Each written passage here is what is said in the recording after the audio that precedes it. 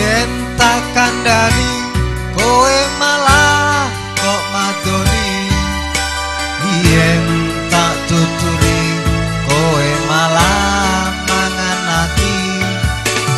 Saiki sliramu lunga menyang Surabaya, kowe tega medhot tali asmara ing desa tanpa kabar uga tanpa warga.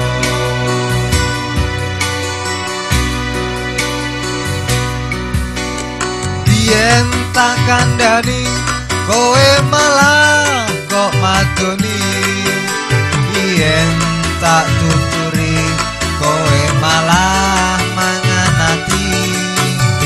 Saiki sliramu lunga menyang Surabaya, kowe tega medhot tali asmara ing desa tanpa kabar uga tanpa warga.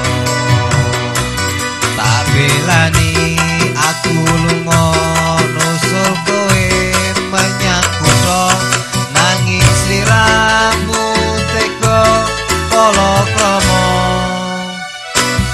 Tak belani aku entek bondo dunya ana desa, nanging sliramu pilih priya liya.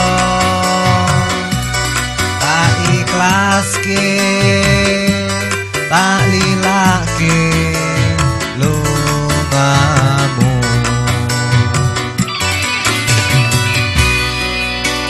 Darling Entertainment.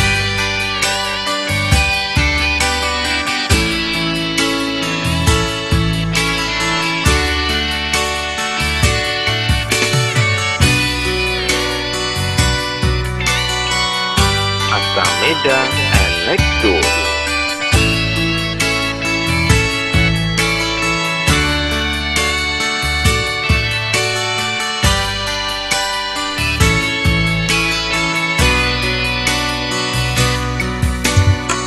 Yen aku priya sing selalu mau puja-puja, yen aku priya sing jare kaya Arjuna, yen mbeh wong tuwa wis padha-padha narima, nanging kowe malah kena godha priya liya.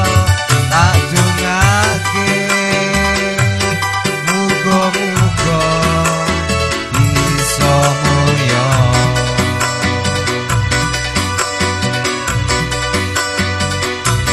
Tak belani aku lunga nusul kowe menyang kutha, nanging sliramu tega palakrama. Tak belani aku entek bondo dunya ana desa, nanging sliramu pilih priya liya. Tak ikhlaske tak lilake lungamu.